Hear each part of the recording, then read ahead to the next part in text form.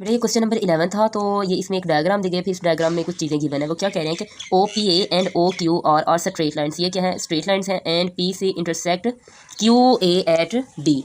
यानी हमारे पास डायग्राम है। क्या डायग्राम में बताया गया है कि ओ पी ए ये स्ट्रेट लाइन है, ओ क्यू सी ये दो क्या है? ये स्ट्रेट लाइन्स हैं।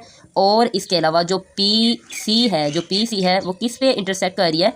क्यू ए पे। पी सी इंटरसेक्ट कर रही है क्यू ए पर, क्यू ए लाइन को, और कहाँ पे कर रही है? बी पॉइंट पे इंटरसेक्ट कर रही है। और एक एक्सप्रेशन दिया गया है कि O Q is equal to 2/3 Q C और B P over B C is equal to 1/3।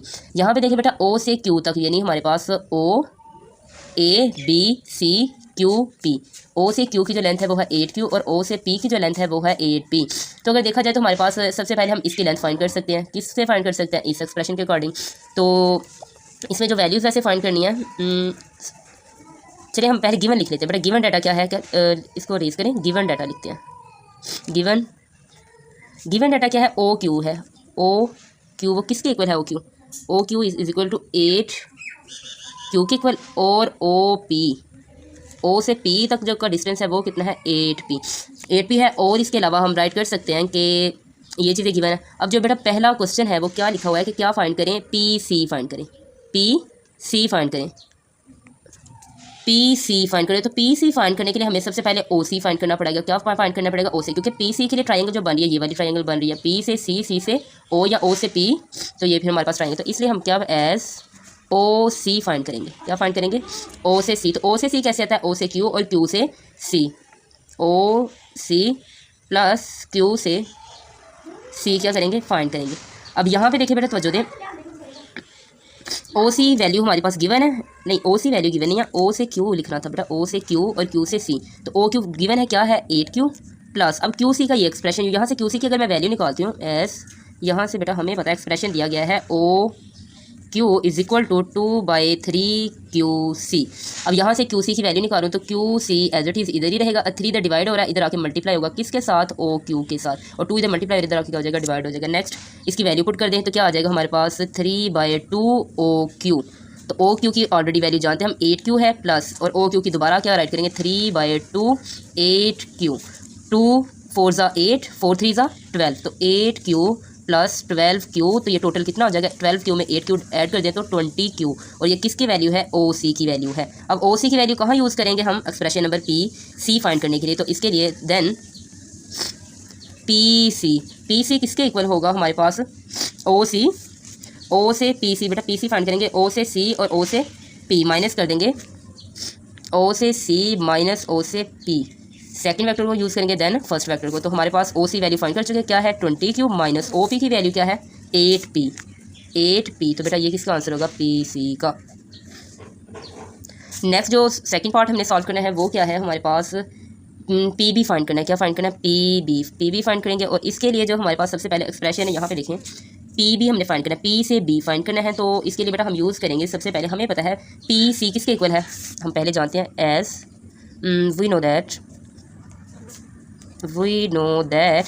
PC किसके इक्वल होता है? PC इज इक्वल है PB प्लस BC।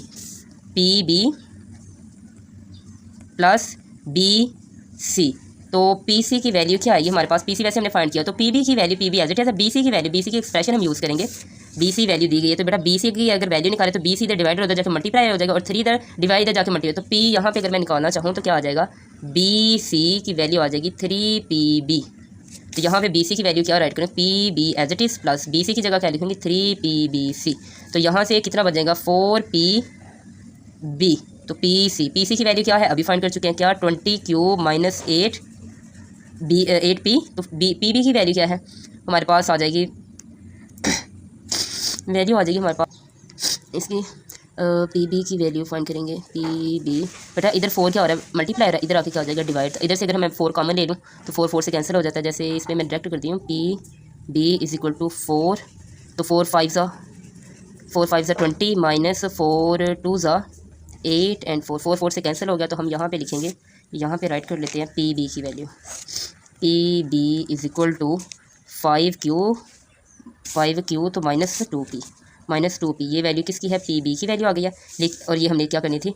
फाइंड करनी थी। नेक्स्ट जो वैल्यू है वो किसकी फाइंड करेंगे? थर्ड पार्ट है हमारे पास, थर्ड पार्ट है OB की वैल्यू क्या करेंगे हम? फाइंड करेंगे। ओ बी बेटा किधर है, ओ से बी की वैल्यू फाइंड करनी है।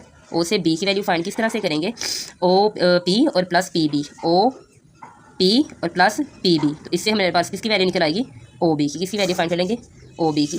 तो हम लिखेंगे as O B is equal to O P plus P B. तो बेटा ओ से पी की वैल्यू तो हमारे पास गिवन है, कितनी है, 8p, प्लस पी बी की वैल्यू क्या जो अभी हमने फाइंड किया है, तो क्या है वो 5q माइनस 2p। तो पी को सॉल्व करें 8p से, 8p से निकाल दें 2p तो 6p प्लस 5q, तो ये हमारे पास किसकी वैल्यू आ जाएगी, ओ बी की। नेक्स्ट इसका फोर्थ पार्ट है, वो क्या है कि क्यू बी फाइंड करेंगे, क्यू बी फाइंड करें, यानी क्यू बी फाइंड करेंगे। तो क्यू बी फाइंड करने के लिए क्या करेंगे हम, ओ से टूवर्ड्स, चलिए बेटा देख लेते हैं, क्यू बी अब फाइंड करेंगे तो बेटा ओ बी, यहाँ पे देखें क्यू बी सेकेंड वेक्टर को यूज़ करेंगे, O B minus O Q. तो ओ बी मेरे ख्याल से हम फाइंड कर चुके हैं, वो क्या कर चुके हैं, 6p plus 5q minus O Q, हमारे पास वैल्यू क्या है, 8p, ओ क्यू की वैल्यू गिवन है 8q, तो 8q, तो इस तरह से ये हमारे पास 6p एज इट इज़ रहेगा, 8q में से 5q निकाल दे तो -3q, तो ये आ जाएगी क्यू बी की वैल्यू। तो ये क्वेश्चन हमारा क्या हो गया, कंप्लीट।